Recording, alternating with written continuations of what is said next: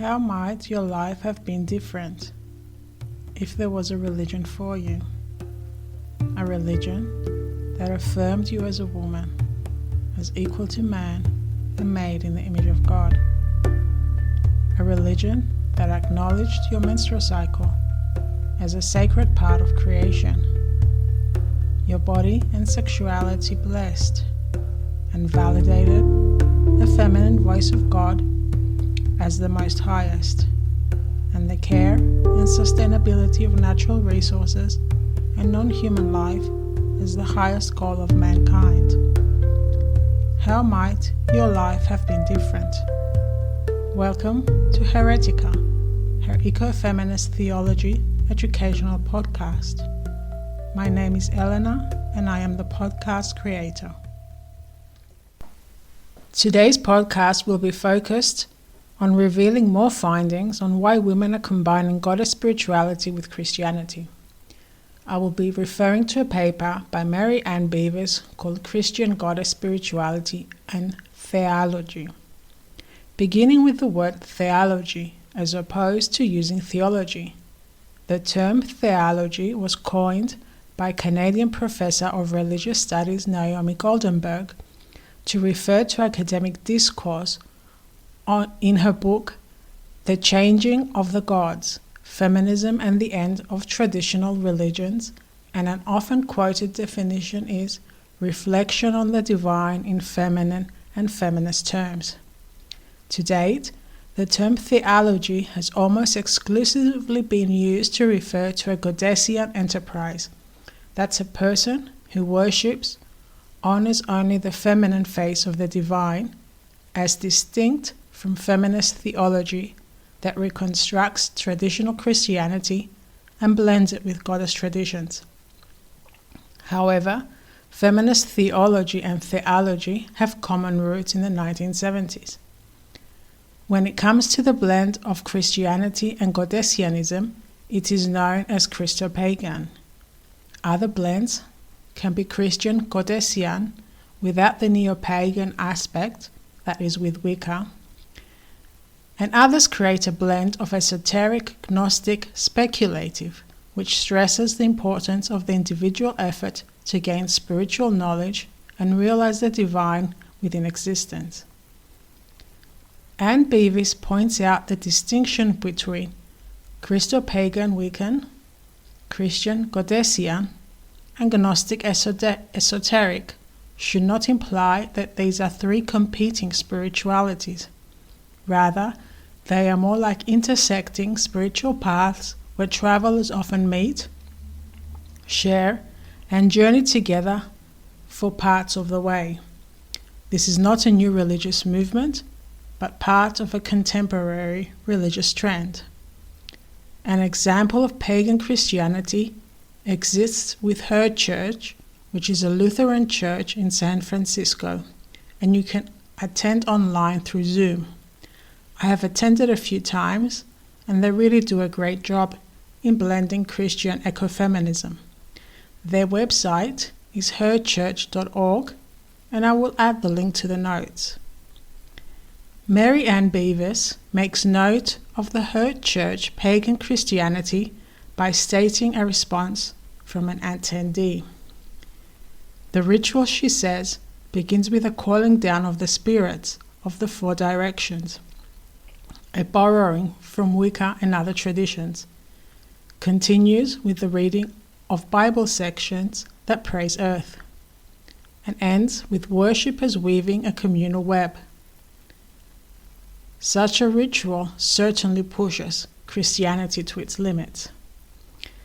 For her research, Beavis interviewed 100 women between the ages of 22 and 78 from North America that blended Christianity with goddess worship and named her group Christian Goddess Spirituality.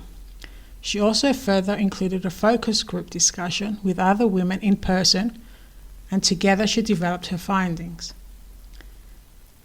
Respondents, meaning those that were interested in taking part in her study, frequently mentioned that they had little opportunity to speak about their personal spiritual lives and welcomed the opportunity to do so, to hear themselves. This indicates just how oppressed the feminine voice of God is, both within religion and culture, and only through such studies are women given a voice to externalize what is internally true for them. This podcast is my own reflection of this. It's an opportunity for me to voice my own knowing of God or the divine in its feminine expression and self-realization. The feminine has in itself, as I feel, a life force of its own, but I tend to intertwine it with the masculine, as that is how I find it best expresses itself for me. Notable is how in the previous paper we explored how women who have experienced gender-based violence draw in the feminine divine for healing and empowerment. This is an example of how we just worship the divine, feminine only. Yet, as with everything, as we heal and empower ourselves, we can gradually reacquaint ourselves with the divine masculine internal energy and realize that it is not designed to harm. That is man-made expression of a patriarchal culture known in mainstream as toxic masculinity. In other words, the masculine and feminine divine energies are expressed internally in harmony and peacefully. Hence, a Goddessian journey could be exactly what woman would need to become whole again, and that is why women can adopt this path, and rightfully so. So how women do blend their religious beliefs differs. For example, goddess feminism is for women who identify as feminists. Yet, not all women who worship the goddess are feminists and prefer the term goddess spirituality. Some regard the term goddess positively, while others are more comfortable speaking of the female, feminine divine, or sacred feminine. Others consider themselves as Christian, Wiccan, or Christo-pagan, but many, based on the studies, findings, did not regard these terms as descriptive of their spiritualities, preferring interspirituality or hyphenated Christianity or multiple religious belonging to describe the mixing and matching of elements from distinct religious traditions. While some genuinely do consciously synthesize elements of Christianity and goddess spirituality into a more or less coherent spirituality, others experience them side by side, attending church on Sunday and engaging in goddess-related activities privately or in a group setting. The attitude to religion here is less like the compartmentalized notion of separate religions in the West than it resembles the East Asian attitude, where traditions which may seem quite opposite to each other, like Taoism and Confucianism, but in fact coexist as complementary value systems, and a person's thought and actions may encompass both streams. Perhaps complementary religious practice would be the best way to describe it. So from this we can see that there is multiple terms used to describe this bringing together of religious ideas, highlighting how it is individual and multifaceted. Exploring the term Christian theology, where the entry point for a practitioner is the divine as goddess, as opposed to Christian feminist theology, which re-examines Christian scriptures.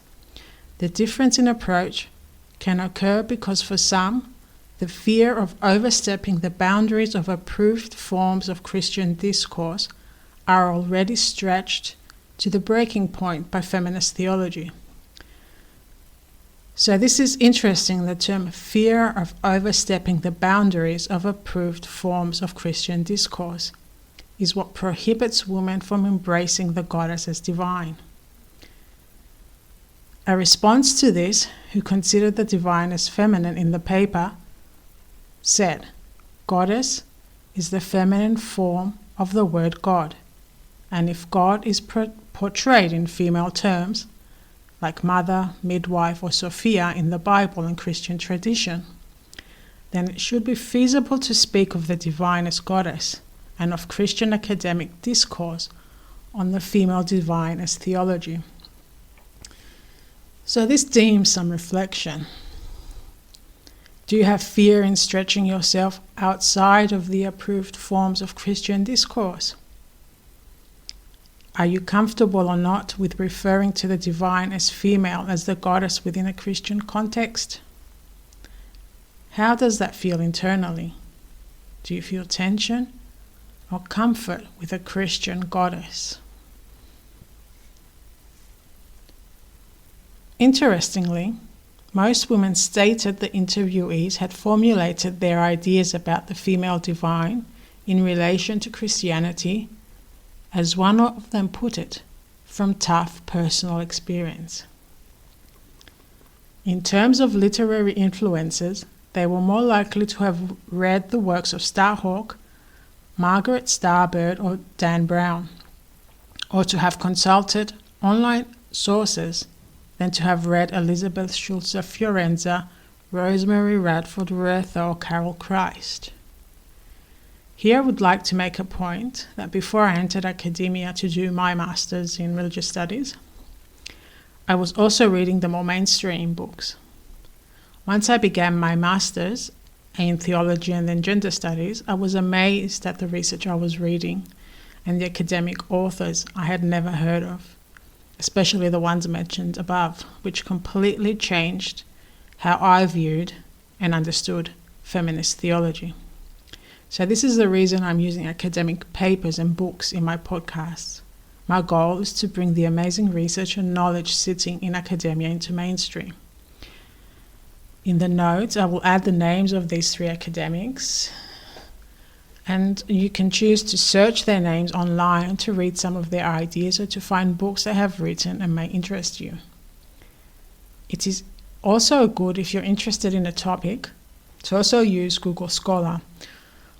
Although papers are not open access, you can perhaps find them through your local library, through sort of the library's online e-resources. And equally, when you visit bookstores, have a look at the academic section where theses are published. So these are just a few ideas of how you can pursue on your own more the academic side of feminist theology, which is very, very interesting. So back to the paper. A few of the participants in this research had been ordained as priestesses of one goddess or another and did not see any contradiction in self-identifying as Christian. So here we see again this idea of cognitive dissonance, which is the goal of this blending, to move one out of any internal religious conflict. And for some women, like me, this requires blending the goddess with Christianity, and we see that it doesn't require one to negate Christianity altogether. Other sentiments from the participants included holding together a theology of the one and the many. Though there is one God, that deity, force, energy may be expressed in many different ways.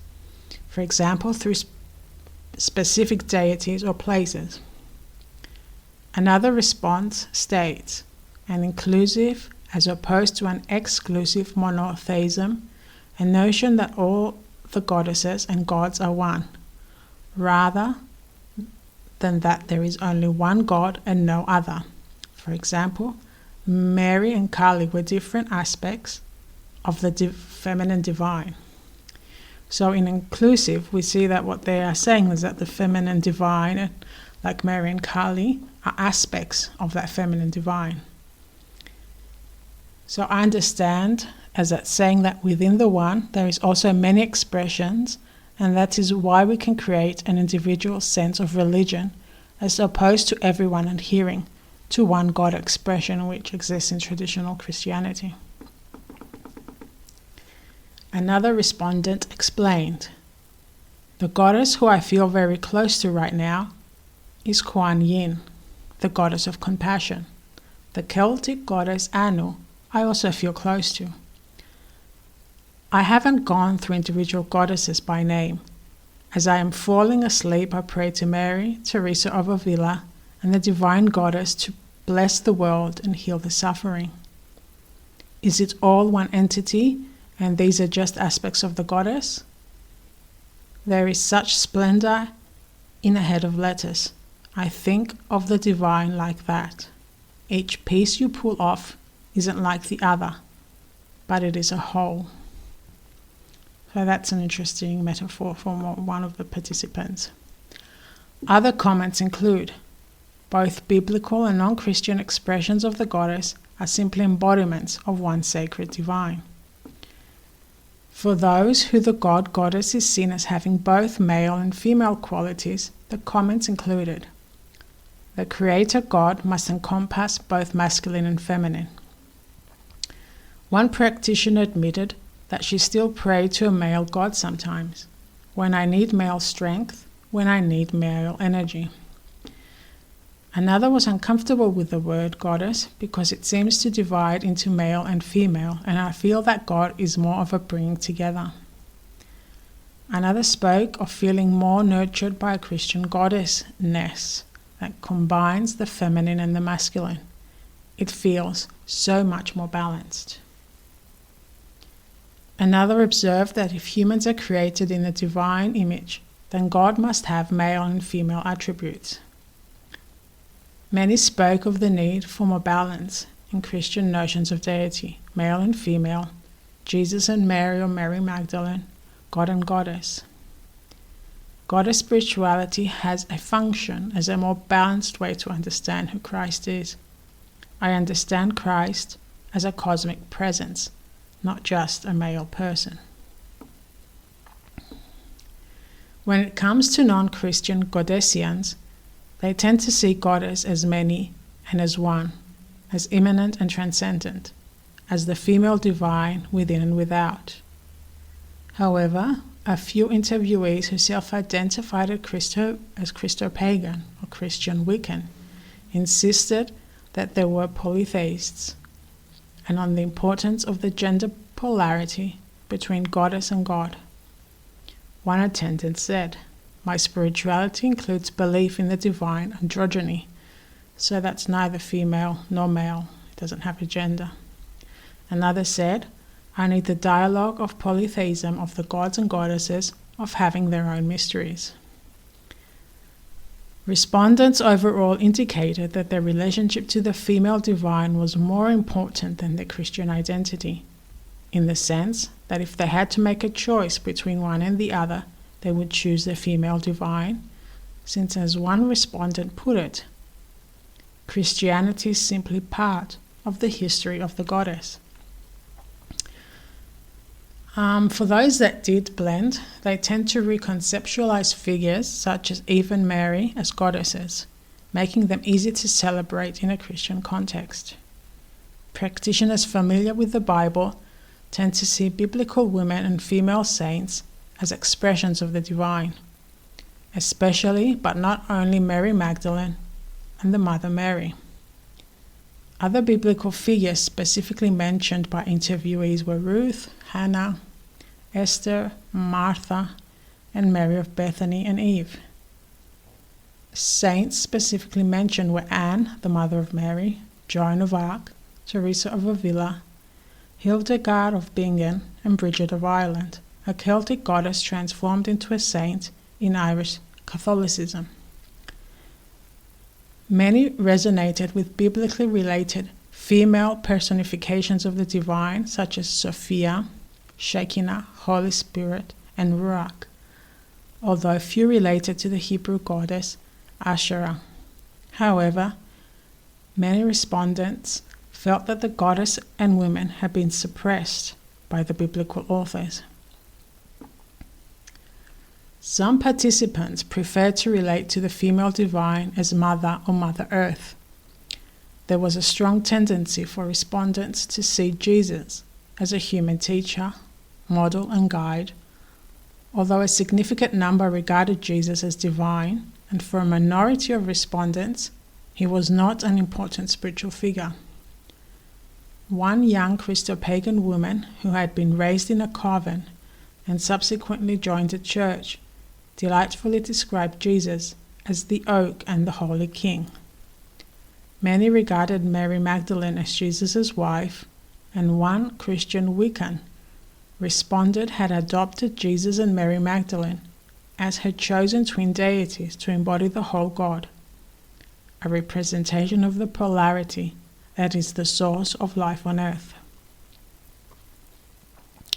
Interview participants were asked two related questions: what elements they thought Christianity and goddess spirituality have in common, and how their worldviews, values, and beliefs differed from what they perceived as mainstream or traditional Christianity.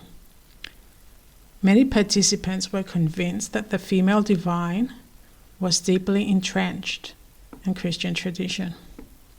Many mentioned Christian values such as love, peace, justice, forgiveness, compassion as highly compatible with goddess spirituality.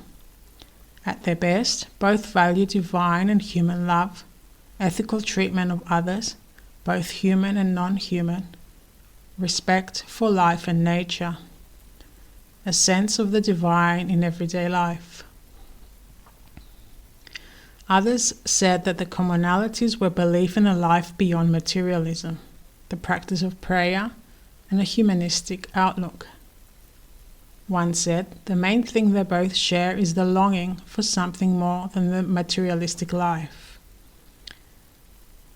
Through that, Christianity and goddess spirituality have everything in common: the same God, the same Holy Spirit. The feminine side was purposefully erased by man. Men made a point to leave women out of it. So many expressed the view that the teachings of Jesus in particular were consistent with the goddess. Jesus was not a Christian, one said. Whatever pure teaching or knowledge may have sprung from Jesus, that it would have been quite different from what his followers did. Because his teachings were pure, he would have a place for God the Mother. I have no trouble, one said, blending that in my mind. One participant even speculated that if Jesus was alive today, he would be part of a goddess community.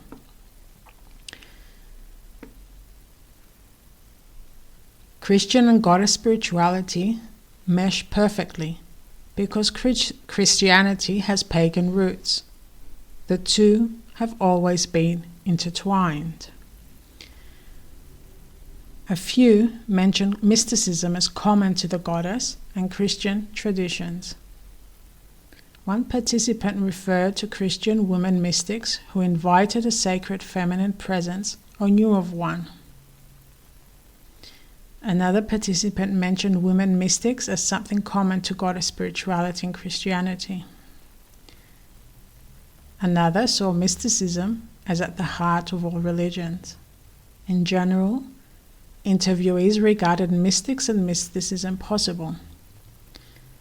Christianity and Buddhism and Islamic mysticism all have the same message, one said.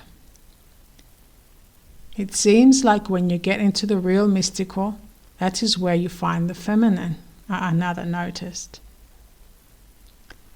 There is a much more healthy version from mystics. When I experience Mary Magdalene and her energy, she's very powerful. She's very much a mystic. Several interviewees described a kind of Christianity plus, like a participant who felt that she had received a lot of good from the church, but that she had to add stuff.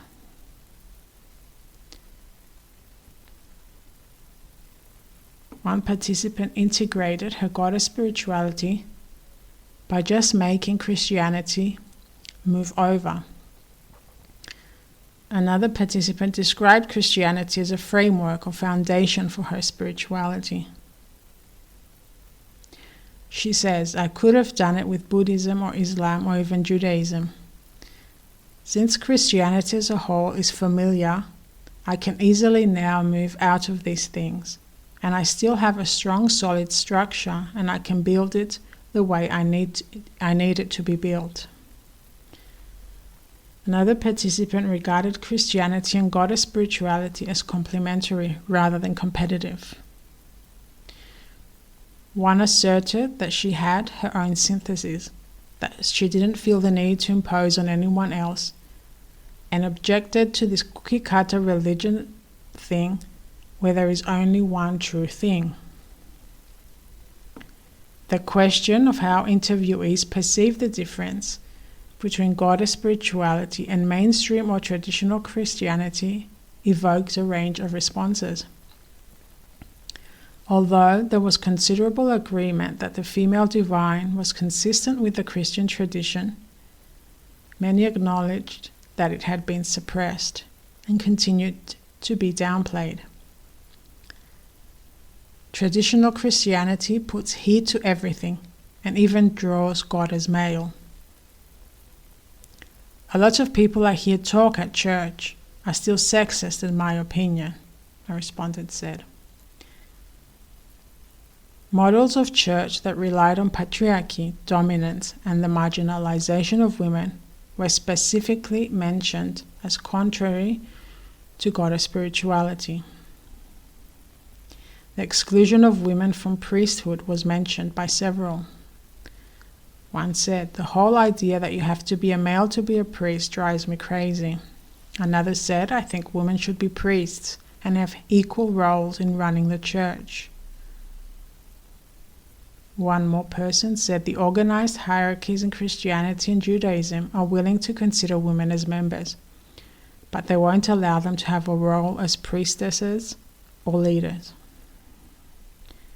Another widely agreed upon theme was that they were more open to other religions, cultures, and beliefs than mainstream Christians, but also more openness to homosexuality, gay, and transgender. One practitioner described herself as having a very earthy attitude towards sexuality and being angered by sexual repression. Some references were made to about fundamentalist evangelicals, stating how they didn't care about the feminine at all. More were devoted to Christian churches that had a more liberal social justice streak and not patriarchal. When it came to sin, they preferred the idea of original blessing to the traditional doctrine of original sin. There were women that stated that they didn't buy into original sin, where children come in evil. When it comes to salvation, respondents said, "As I've grown older and know that I do have sins, I feel that I am responsible for them myself, and that I'm not saved by a man who died on the cross." Others were critical of traditional doctrines of salvation. Christianity still teaches that salvation is in the afterlife. Salvation to me is saving our earth, saving children who are starving, saving women in Afghanistan, saving me from beating myself up when I make a mistake. In addition to rejecting Christian exclusively, interviewees criticized the doctrines of heaven, hell, and a pushing God. One said, "If there is a God that created the earth and its inhabitants, and if this is a God of love, then God is not giving to limit salvation to those who believe Jesus is Christ and the Son of God." Another said, "In the church I was brought up in, we had the feeling that the earth is a temporary place, and our main home is in heaven. I don't believe that anymore. I don't believe there is only one way to heaven on the next life. I think that the focus on who's going to heaven and who's going to hell has really distracted us from the main message." Several related the rejection of traditional doctrines of otherworldly salvation to their concern for the earth. One noted that the idea that the earth was expandable, to be devalued or trash, because of the focus on the afterlife, had been very terrible for the earth. One participant had been brought up to believe that the earth was a temporary staging ground for heaven.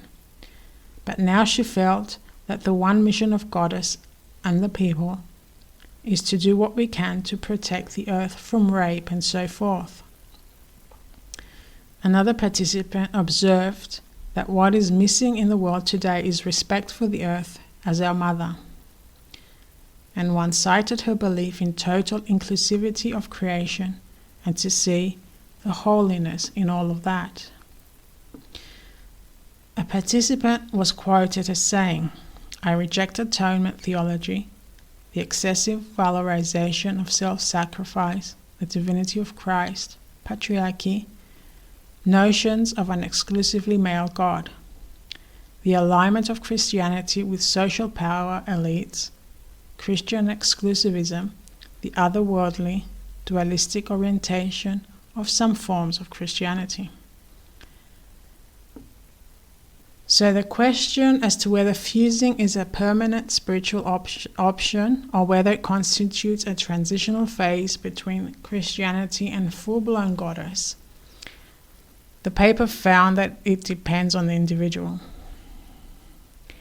So conclusions suggest the question as to whether the church, or at least parts of it, have the ability to incorporate alternative spiritualities into itself, as due to this real need for women to hear and express the feminine voice of God, will have important ramifications for the future of Christianity. And I tend to agree that the church needs to allow the voice of the feminine voice of the God and Goddess, and stop suppressing it as it has been doing for so long, because it's the cause of existential challenges for women of faith. And it's also important that priests and pastors start to speak from the pulpit about environmental issues. Christianity as it is not of service to many people, and even men who are not interested in this dominating of women attitudes and consequently of the earth. I feel that we are tired of conflict, wars, destruction, illnesses, mental challenges. We want to live whole and inclusive lives. And this exclusion of the feminine voice of God is a root cause of many of these challenges we face, as it allows for unwholesome elitist behaviors to flourish in the name of God and as if ordained by God. An example of this being Genesis and the use of the word dominion over the earth. Yet through feminist theology or goddess spirituality, we awaken to the fact that this is not the case. No God would state that we should dominate and kill animals at the rate that we are doing so, or destroy ecology, leading to the current climate crisis. But we are to take care and live in harmony with all living creatures and allow our ecology to flourish, as we are interdependent. The well-being of nature can affect the well-being of individuals, and we should be creating non-violent lives. Upon finishing this podcast, perhaps make it a goal this week to engage in a life-giving act towards yourself or others. Choose that life-giving act upon self-reflection. Thank you once again for listening. Until next time.